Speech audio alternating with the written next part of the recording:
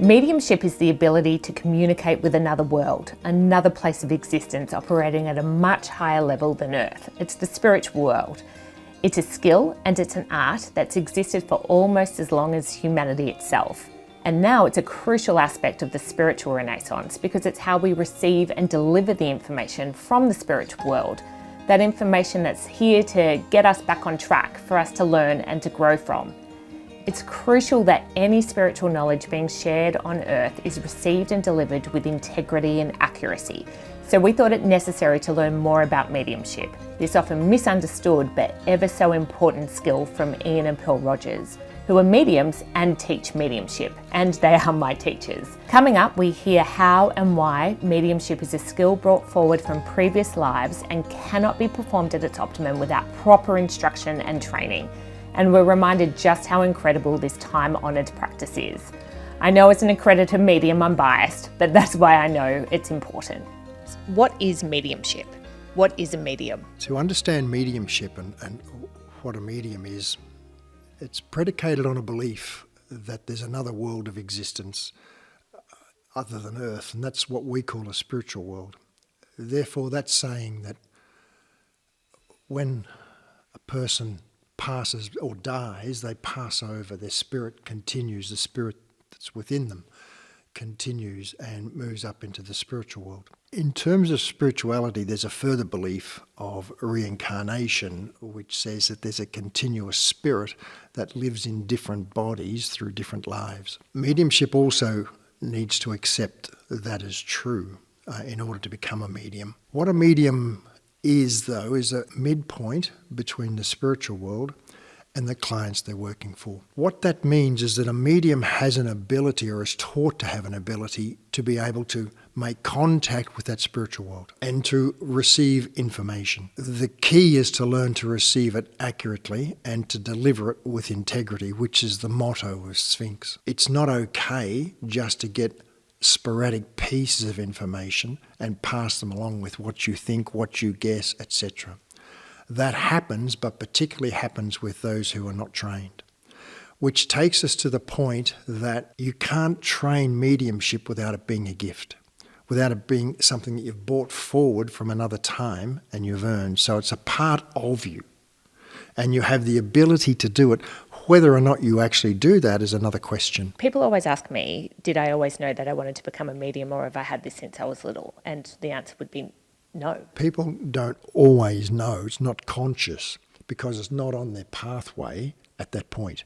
There are things they have to do, and then it becomes clear to them at a point.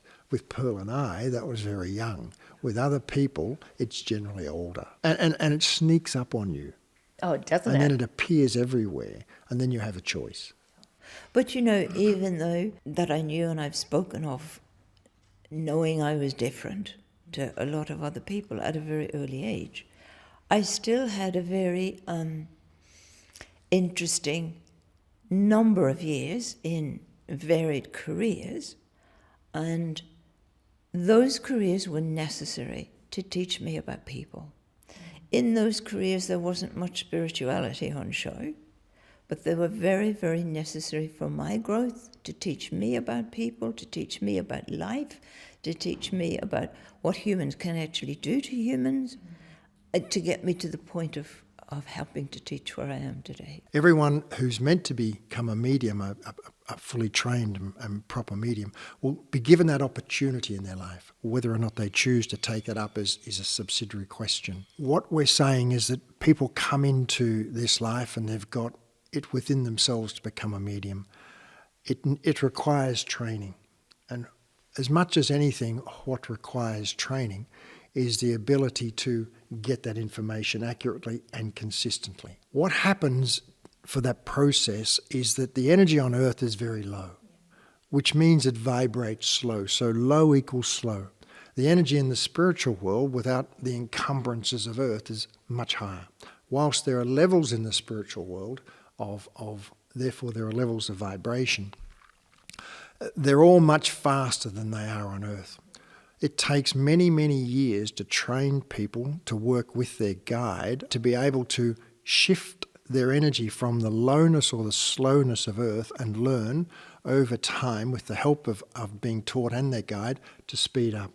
The aim eventually is that we're both going at the same speed. So we have the speed of changing the energy within and the speed of your guide. And once they sync, well, then we're getting information accurately.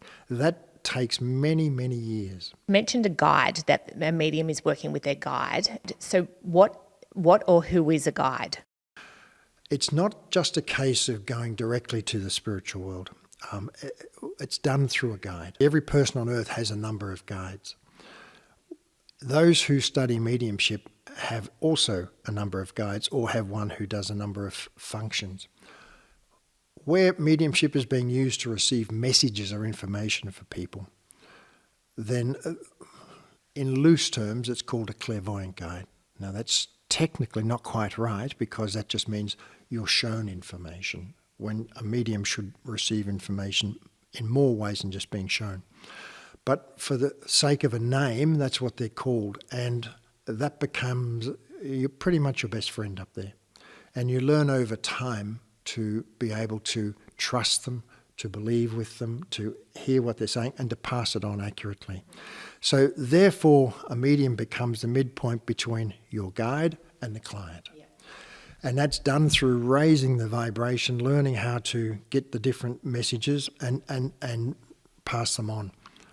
That goes through many, many layers and many, many stages before it gets to a point of being consistent, reliable, and accurate. Over time on earth, religions have played a significant role, and religions, amongst other things, teach that the community connects directly with God, whatever God looks like in a different religion. With spirituality and mediumship, what we've come to learn is that that's actually not possible. It's like trying to put 1,000,000 volts into a light globe. Can't receive it. Who can I receive it from in the spiritual world? And that can be someone who's of about the same level of energy as I am. Therefore, that's your guide.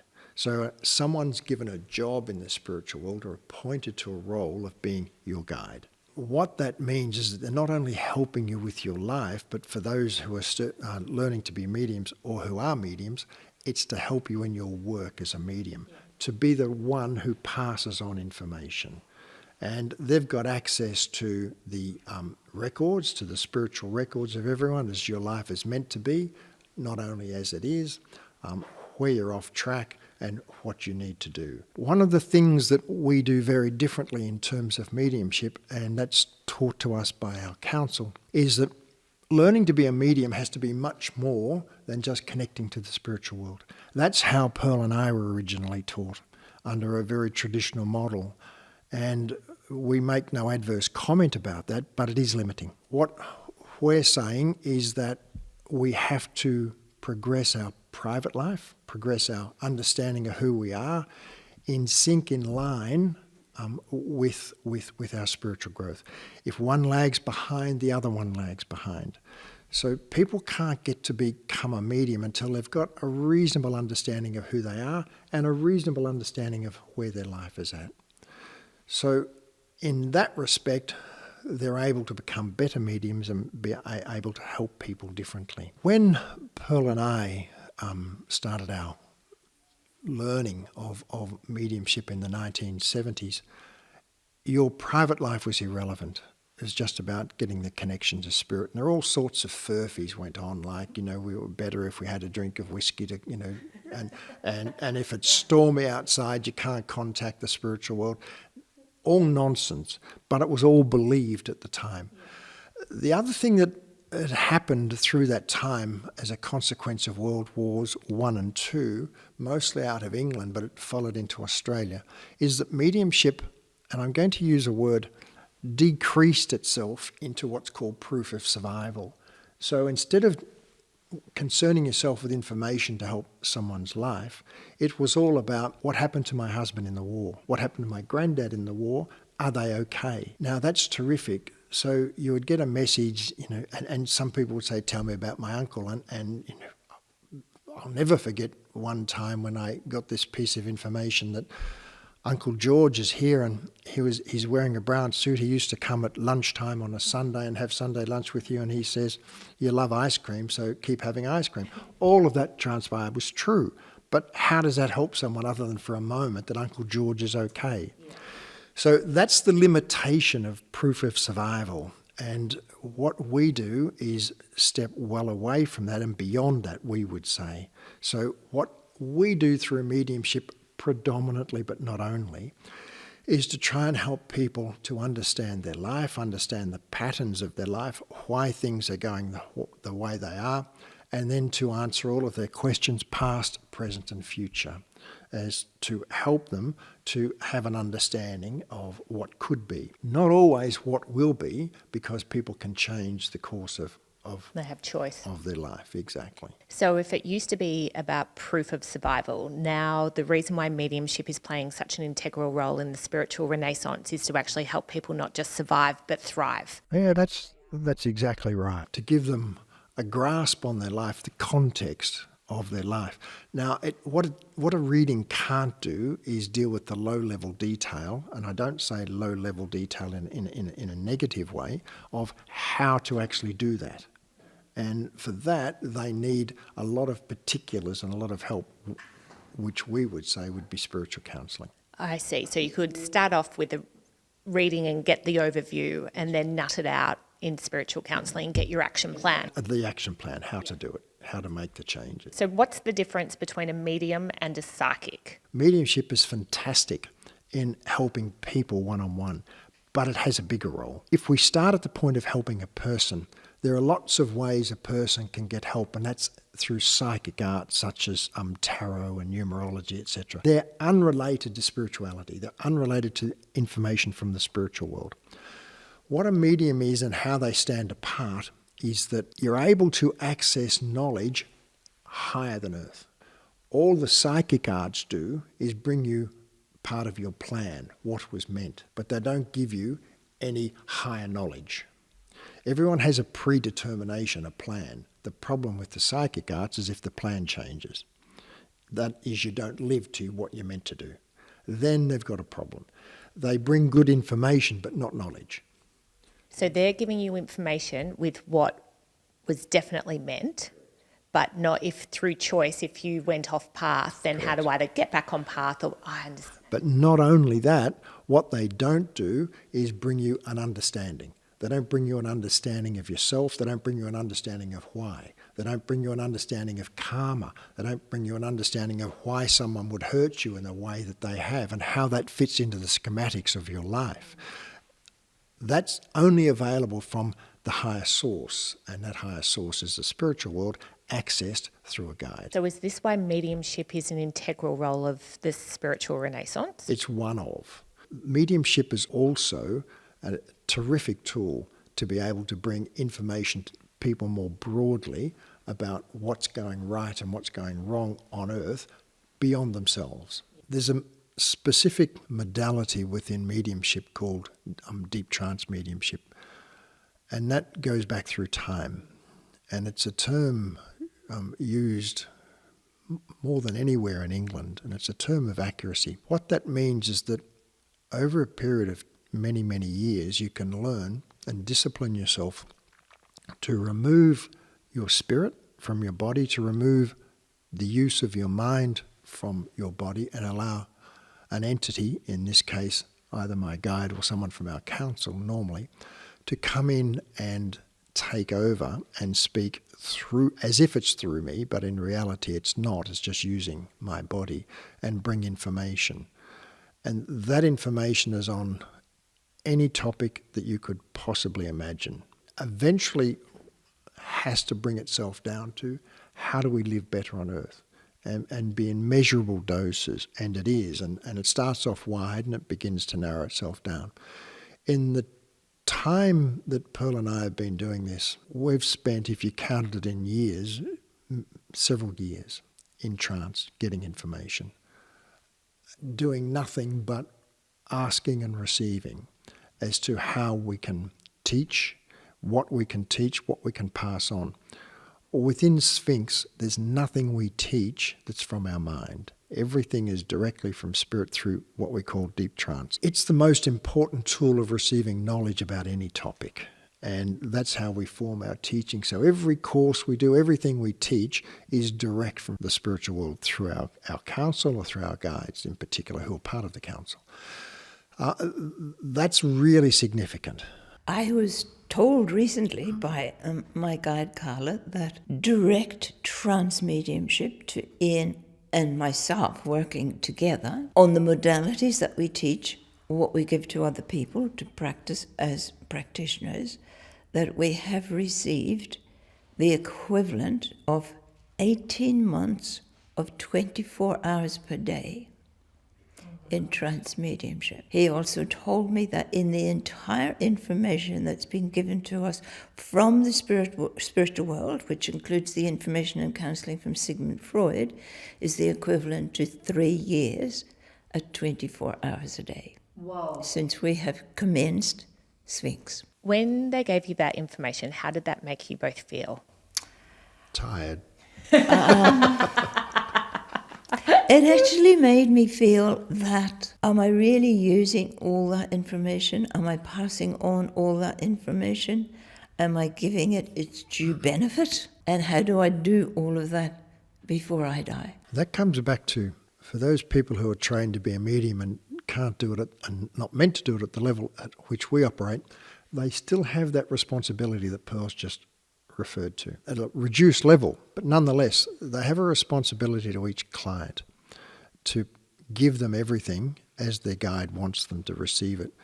People have difficulty with that because they're not trained in their life to be honest. They're trained to speak in another language. That becomes one of the great tests as to how you use it. And the more you're given, the more responsibility that comes with it. What all this is saying is that, firstly, Pearl and I are receiving information that is for the greater good, for the benefit of well beyond us, but for the benefit of leaving something behind and leaving information and truths behind as people can handle as they can handle them over time.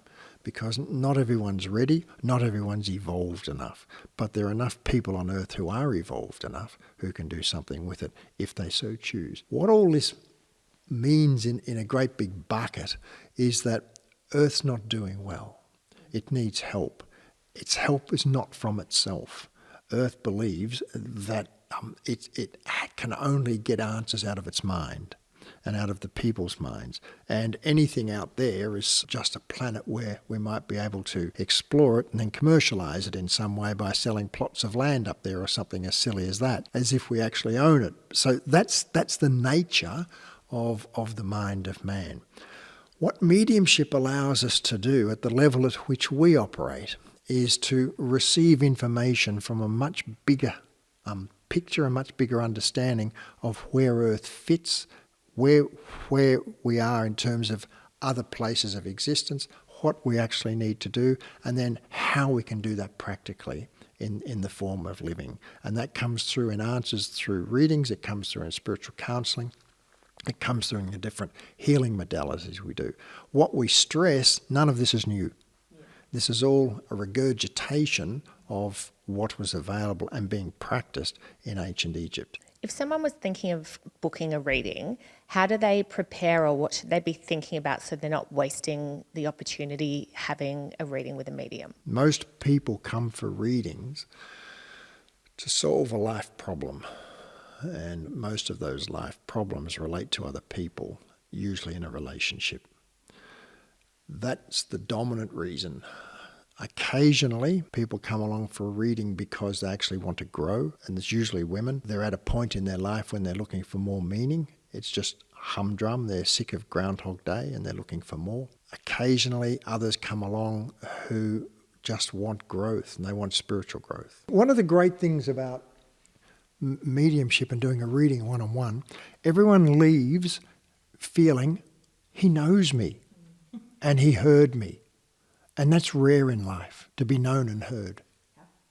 And that's the most common comment. Who should be coming, who isn't coming? Well, I think everyone can benefit from a reading, one done properly. A lot of people go to a reading hoping that they'll get news different to what they already know. My relationship's failing, can someone tell me it's actually not?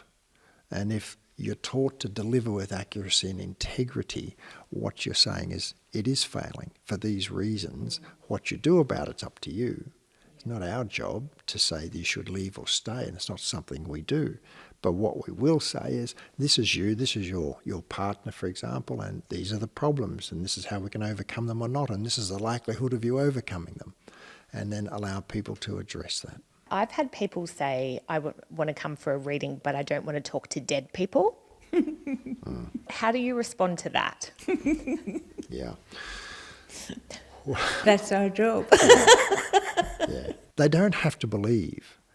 As a medium, I have people from all around the world with every form of belief system, and the first thing I say to someone where it's apparent that they have a different belief system, usually religious, I don't want to interfere with that. I'm going to explain to you where I get my information from and how we get that, but you don't have to believe that. Just go with the information and see how that sits with you. So I'll always say to them, this is my belief system. It doesn't have to be yours. They leave not offended. They're okay with who they believe in, but they've got new information. Difficult things as a medium is that you're giving what you know to be the truth to people, but they have a right to walk out the door and not do anything with it. Most do that. That is, not do much with it. Yeah. Most. That's the avoidance of life, the lack of accountability. We can't teach that in an hour, but they'll come back some years later and they'll say, why isn't my life any better?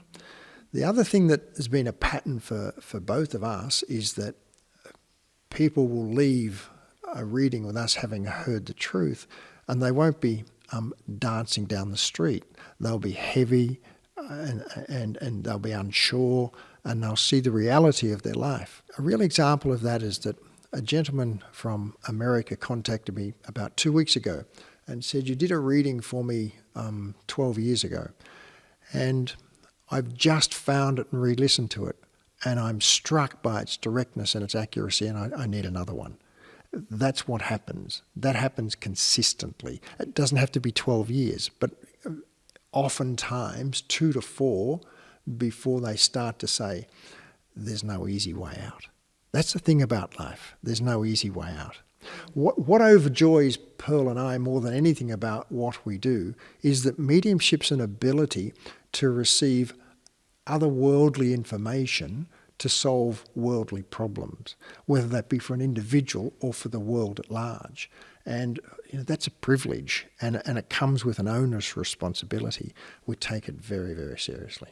Mediumship has changed my life as a client and now as an accredited medium. So it's even hearing you speak today sends shivers down my spine with absolute excitement about what it does for people and for myself personally. Like, it's just such a gift. I get inundated with questions all the time, particularly around clients who have come and want more clarification on how they explain it to their friends and family. First one is, I really appreciate the role and contribution a medium makes to my choices, but I'm not ready to tell my family about seeing one. Am I being dishonest? Not necessarily.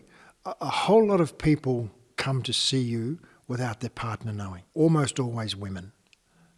And it's almost always women who come to see you regardless. By not explaining where this information comes from or where they got it from, that in some respects is an advantage. It's much better than going home and saying, I've been told by Ian or Pearl the following information, therefore you have to do something, and they don't own it. So if they're going home and saying, I'm not telling you where this came from, but these are some things that I would like to change or I believe that are happening, that's actually more valid. And so that's the accountability from the information that you're receiving. If you've accepted the information in the reading, then it's also up to you to go and own it.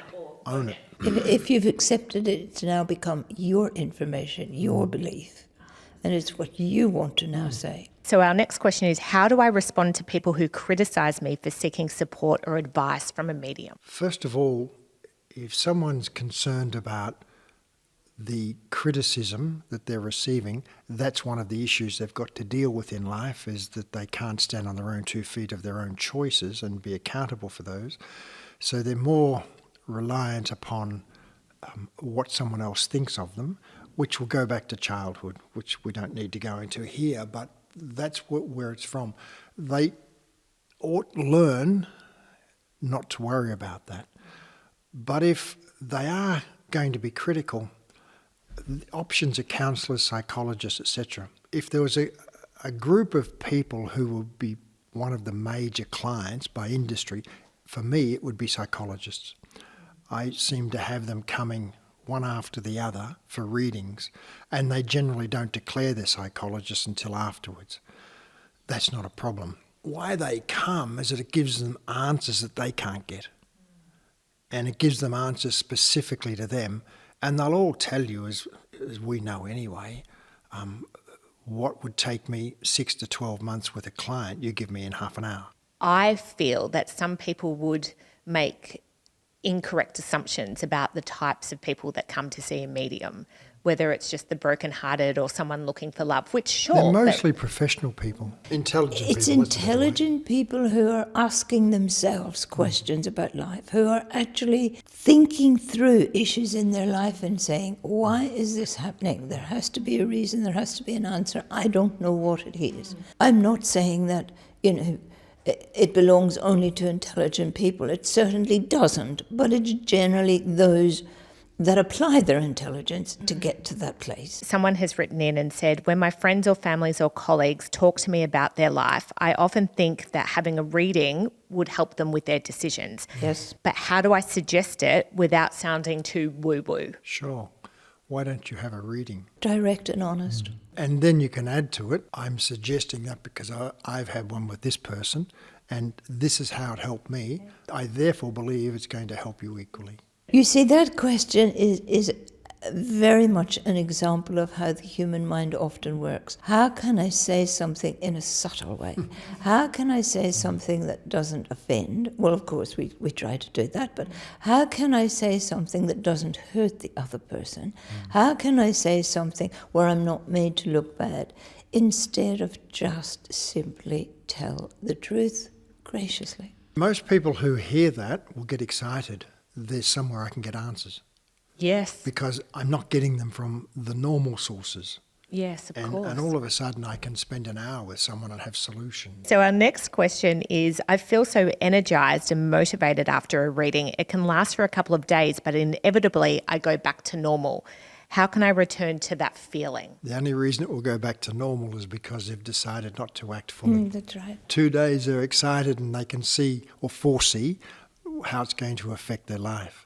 And then they say, oh, this is a bit tough. And really saying, I've got that information, I've got the answers, I know it, but not bringing the change into life. And that's what we were discussing before, where it's knowledge but needing action. Consistent, yes. And that's how change comes about. Yes. Action is the choice of the individual. Yes. We can't impact that. It's wrong. Knowledge is just simply knowledge. It has to be applied. Something has to be done with it. A change has to take place. And so many people are not prepared to do that. When someone is making a change in their life, they don't know what the new life looks like outside of the change. Many people get scared about that. They're fearful. So they pull back and say, and I won't do that. I'll do that later. Question that I'm often asked, especially from a vocation point of view, because it is a lot of professionals that come, and my age bracket are often ready to make a change, and so they're actually wanting to know the exact next profession, and the reading is often not about the job, it's their life and what is meant. The problem you face when you give them what's the best next profession, they'll juxtapose it to income and they'll make their choices based upon that.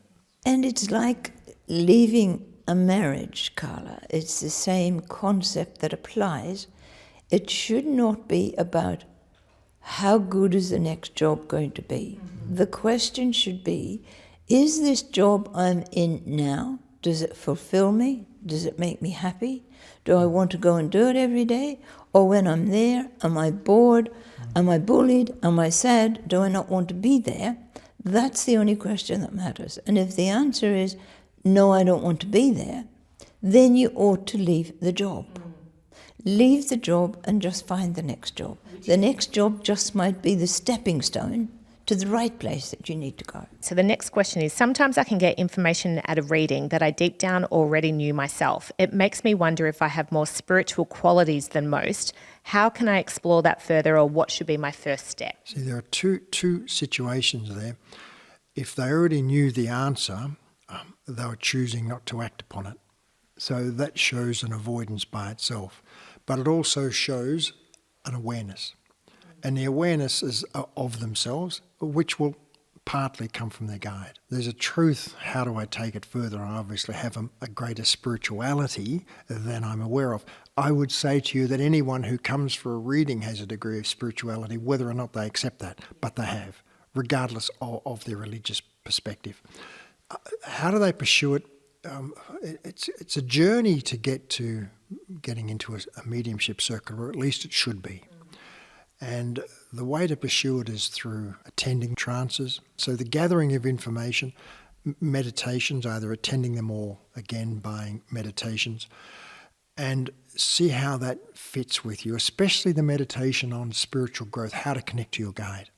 And if they feel an affinity to that, then it's time to come and talk about where that might take you. And does that mean that even if they're feeling that there's something spiritual, is that they may be a potential medium, or alternatively, is it just introducing them to the fact that they have a guide? Oftentimes, it's showing them that they're a potential medium. Usually it is.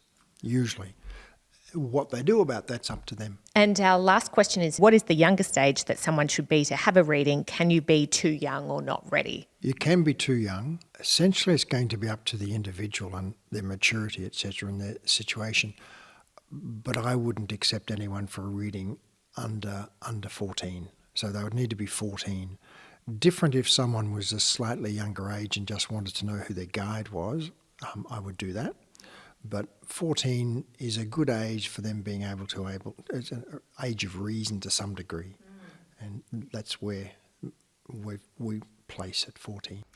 I would like to say that we'd like to see more teenagers coming for guidance in life, for helping to give them information about life, get them onto the right path at an earlier stage. Especially at this time on Earth. In the people we teach, there's a broad cross-section of society, but there's more interest in the last year or so by younger people.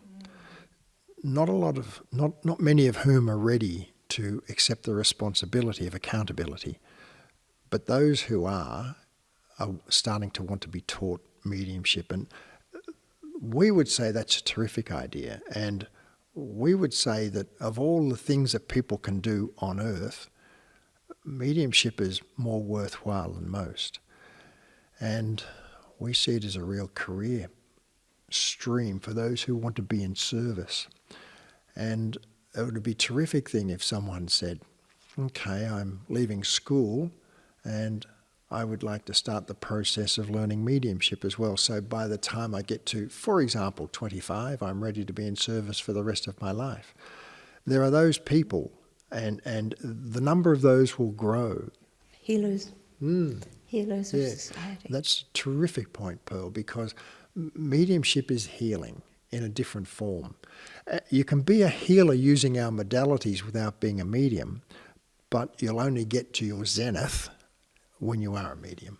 It sounds like it's so important for people who need some help or want some help to grow, that seeing a medium is the perfect avenue, but to make sure that it's an accredited, getting pure information from spirit. Thank you so much for clarifying an often misunderstood profession. It is, from our perspective, a profession.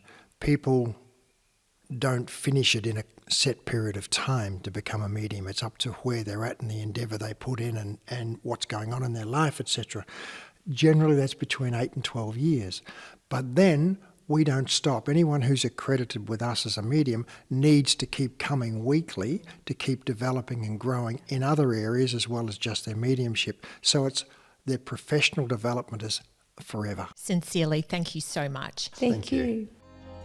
If you're interested to hear more about what mediumship can do for you, like and comment below and subscribe to our channel to be the first to hear about Sphinx's Deep Trance Mediumship Nights.